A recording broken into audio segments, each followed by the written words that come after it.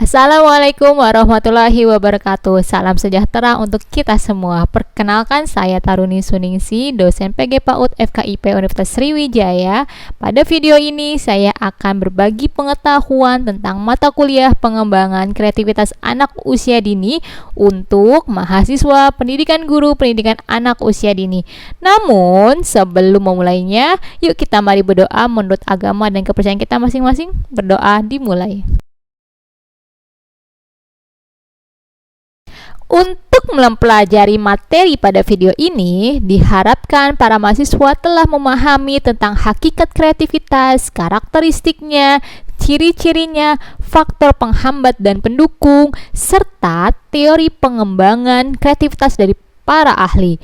Karena pada video ini, mahasiswa akan mempelajari tentang strategi pengembangan kreativitas yang berfokus pada teori atau konsep 4P dalam kreativitas dari James Melvin Rhodes. Sehingga setelah mempelajari materi pada video ini dan sebagai kemampuan akhir dari capaian pembelajaran submata kuliah pengembangan kreativitas anak usia dini, diharapkan mahasiswa dapat menjelaskan strategi pengembangan kreativitas pada anak usia dini. Sebagai awalan, mari mahasiswa mengingat kembali materi tentang faktor penghambat dan pendukung kreativitas. Ada yang masih ingat tidak ya? Mari kita membahas secara singkat. Menurut Torrance, faktor penghambat dalam kreativitas adalah kurangnya kesempatan untuk menggunakan ide atau apapun yang telah dipelajarinya, kurangnya minat dalam problem solving, menganggap bahwa masalah adalah sesuatu hal yang tidak mungkin untuk diselesaikan, kurang berani mengambil tantangan, kurang kesempatan untuk melakukan sesuatu dengan caranya sendiri, dan tidak adanya motivasi dalam hidup. Sedangkan faktor pendukungnya adalah terdiri dari dua, faktor internal dan faktor eksternal. Faktor internal terdiri dari jiwa, gen, otak, berpikir, dan motivasi intrinsik. Sedangkan faktor eksternalnya terdiri dari pendidikan, pekerjaan, ekonomi, teknologi, budaya, dan motivasi ekstrinsik. Banyak orang yang mengira bahwa kreativitas adalah hadiah untuk beberapa orang yang terpilih. Padahal kreativitas merupakan salah satu potensi yang telah Allah SWT berikan pada setiap manusia sejak masa usia dini. Pada masa tersebut, kreativitas sudah dapat dikembangkan secara optimal karena pada masa usia dini merupakan masa golden age yang menjadikannya sebagai pondasi dari tahapan perkembangan dan pertumbuhan usia-usia selanjutnya. Sehingga pada masa ini, kreativitas anak akan lebih mudah dikembangkan. Kreativitas dapat berpengaruh terhadap kehidupan seseorang. Misalnya, kreativitas berpengaruh terhadap munculnya gagasan-gagasan atau ide-ide seseorang, pemecahan terhadap suatu permasalahan, bahkan dapat berpengaruh terhadap prestasi akademik seseorang. Sedangkan menurut Munandar, kreativitas memiliki kebermanfaatan untuk anak, yaitu kreativitas memungkinkan manusia untuk meningkatkan kualitas hidupnya. Apalagi pada era saat ini sangat dibutuhkan sumbangan kreatif berupa ide-ide baru, penemuan-penemuan baru, hingga teknologi baru dari sumber daya manusia yang kreatif. Oleh karena itu, perlu adanya suatu strategi dalam pengembangan kreativitas anak usia dini, agar kelak anak usia dini tidak hanya menjadi konsumen pengetahuan baru, tetapi juga mampu menciptakan suatu hal yang baru, baik berupa produk dalam bentuk gagasan atau ide yang dapat diterapkan untuk pemecahan masalah, sehingga mampu mengaktualisasikan dirinya dalam kehidupan. Nah, pada video ini saya akan menyampaikan tentang strategi pengembangan kreativitas anak usia dini, khususnya membahas materi 4P atau 4P dalam kreativitas menurut James Melvin Rhodes. Ada yang tahu tidak ya, siapa itu James Melvin Rhodes? James Melvin Rhodes lahir pada tanggal 14 Juni 1916 di Johnstown, Pennsylvania. Rhodes adalah seorang ilmuwan pendidikan asal Amerika, asisten profesor penelitian pendidikan dan kreativitas yang merupakan pencetus konsep 4P dalam kreativitas. Awalnya, Rhodes berusaha untuk mendefinisikan kata kreativitas. Dan setelah meninjau lebih dari 40 definisi kata kreativitas, Rhodes merasa tidak puas. Mengapa? Karena apa yang telah ditemukannya memiliki makna-makna yang tumpang tindih dan saling terkait. Sehingga pada tahun 1961, Rhodes menerbitkan sebuah artikel yang berjudul An Analysis of Creativity. Dalam artikel tersebut, Rhodes memuat hasil identifikasinya bahwa terdapat 4 bagian terpisah yang mempengaruhi kreativitas seseorang dan ia sebut sebagai 4P in creativity. Aspek apa saja ya yang terdapat dalam 4P in creativity? 4P yang pertama adalah person, orang, yang mengacu pada siapa yang kreatif dan melihat apa yang membuat setiap orang kreatif pada tingkat individu tertentu. Hal ini juga berkaitan dengan memahami sifat, karakteristik, serta ciri-ciri orang yang kreatif. Pada masa lalu, para peneliti lebih memfokuskan pada penyelidikan karakteristik orang-orang dewasa yang dianggap sangat kreatif, seperti orang dewasa yang telah menghasilkan karya seni yang hebat, merancang bangunan yang unik, dan membuat penemuan ilmiah yang penting. Berdasarkan hasil penyelidikan tersebut, muncullah karakteristik yang berkaitan dengan sifat dan ciri-ciri orang dewasa yang kreatif. Berdasarkan hasil penelitian tersebut, dapat menjadi kerangka kerja bagi guru, khususnya guru PAUD, untuk mengetahui karakteristik kreativitas yang ada dalam dirinya.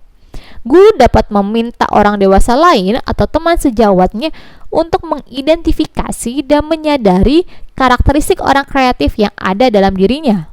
Setelah itu, guru dapat mengajak anak-anak atau peserta didik untuk melakukan hal yang sama dengan dirinya. Kemudian, guru dapat menyampaikan kesimpulan bahwasannya karakteristik orang kreatif bukan hanya milik orang-orang berbakat yang telah berkontribusi untuk mengubah dunia menjadi lebih baik. Namun, setiap orang, bahkan anak-anak, memiliki karakteristik seperti halnya orang-orang yang kreatif. Yang kedua adalah proses atau proses. Mengacu pada apa yang terjadi dalam pikiran seseorang saat mereka sedang berkreativitas. Aspek proses ini terbagi menjadi 4 tahapan. Tahapan yang pertama adalah pengenalan masalah. Jadi, guru mengajak anak muridnya, peserta didik, untuk mengenal masalah-masalah yang ada di sekitarnya. Yang kedua, tahapan mengenerasikan atau memunculkan ide-ide sebagai solusi dari permasalahan. Yang ketiga adalah memilih ide-ide yang terbaik di antara ide-ide yang lainnya. Yang keempat adalah melaksanakan ide yang dipilih dan melihat apakah pelaksanaan ide tersebut telah berhasil atau tidak. Proses kreatif ini juga mengacu pada suatu tindakan kreatif berupa metode atau prosedur yang digunakan dalam berkreativitas. Ketika proses kreativitas dihargai, maka seseorang dapat terlibat dalam tindakan kreativitas tersebut. Walaupun mungkin tidak ada produk akhir yang dihasilkan dalam proses kreativitas tersebut. Penekanannya adalah pada pemikiran dan tindakan selama pengalaman atau proses kreativitas berlangsung. Seringkali ketika anak-anak atau peserta didik mengeksplorasi bahan dan teknik tertentu, tidak ada produk yang dihasilkannya. Namun, hal itulah yang membuat peserta didik atau anak-anak terpesona dalam proses kreativitasnya. Terdapat sebuah kisah seorang anak kecil yang sedang bereksperimen dengan lemnya. Pada saat itu, anak tersebut asik menempelkan potongan-potongan kertas di kertas bergambarnya. Namun, anak kecil tersebut bereksperimen. Dia menggunakan lem-lem tersebut untuk membangun sebuah bangunan. Nah, pada proses ini, si anak tidak mendapatkan hasil produk akhir dari kreativitasnya. Namun, si anak ini asik dengan proses kreativitasnya. Nah, pada penelitian yang berkaitan dengan kreativitas, banyak peneliti yang menggambarkan bahwa proses kreatif berkembang dalam langkah demi langkah atau in steps. Pemahaman tersebut tentang langkah demi langkah adalah cara lain untuk memahami cara kerja yang kompleks yang terjadi selama proses berpikir kreatif. Yang ketiga adalah press atau dorongan. Apa itu dorongan dalam kreativitas? Yang ini atau yang ini? Tetot. Nah, bukan itu ya. Proses di sini mengacu pada lingkungan di mana kreativitas itu terjadi. Hal ini dapat juga diartikan sebagai kelas yang dapat membangun kreativitas untuk peserta didik. Meskipun pandangan ini berkaitan dengan proses kreatif yang berfokus pada pendekatan berpikir yang terorganisir, pandangan ini juga dapat diterapkan pada anak usia dini saat mereka sedang menyelidiki suatu masalah dan mencoba menemukan solusinya. Guru dapat menggunakan pandangan ini ketika merencanakan pembelajaran, memilih bahan atau alat, dan merancang lingkungan pembelajaran, kelas, serta sekolah. Penggunaan teori dan model pembelajaran juga dapat membantu dalam merancang lingkungan yang dapat memupuk kreativitas anak-anak. Yang keempat, 4P yang terakhir, yaitu produk atau produk, mengacu pada benda-benda kreatif yang sebenarnya ataupun juga berkaitan dengan mengidentifikasi hasil dan kualitas dari produk kreativitas tersebut. Salah satu cara untuk menilai kreativitas adalah dengan fokus pada apa yang dibuat atau produk akhirnya. Produk kreativitas dapat bervariasi, dari lukisan cat air hingga komposisi musik atau pertunjukan dramatis. Hal tersebut dimungkinkan untuk mengevaluasi produk kreativitas dengan menentukan keunikan atau kegunaannya. Sehingga produk kreativitas benar-benar harus berbeda, orisinil, atau menggunakan metode yang inovatif. Menekankan produk akhir kreativitas hanya dapat membatasi bahkan mengecilkan aktivitas kreativitas anak-anak. Pada tahun-tahun awal, kebanyakan anak-anak itu akan menunjukkan sedikit minatnya pada produk akhir kreativitas. Anak-anak lebih berfokus pada proses penciptaan kreativitas. Anak-anak lebih tertarik untuk mencampurkan warna daripada memadu padankan warna akhir yang muncul di kertas. Anak-anak hanya ingin menjelajahi cara kerja penggunaan lem daripada melihat gambar akhir ketika menempelkan guntingan kertas pada panel atau kertasnya. Penekanan awal pada produk dapat menghambat upaya kreativitas anak-anak. Motivasi dan kreativitas anak dapat terhambat apabila evaluasi, penghargaan, dan kompetisi disalahgunakan. Kesimpulan dalam video kita hari ini adalah dalam 4P in Creativity dari James Melvin Rhodes terdiri dari person, process, price, and product. Dan dengan memahami konsep ini, Anda sekalian sebagai calon guru PAUD dapat mengenali, mengevaluasi, dan mengubah situasi kondisi saat ini untuk menciptakan suasana kelas dan sekolah yang dapat mendorong kreativitas anak usia dini.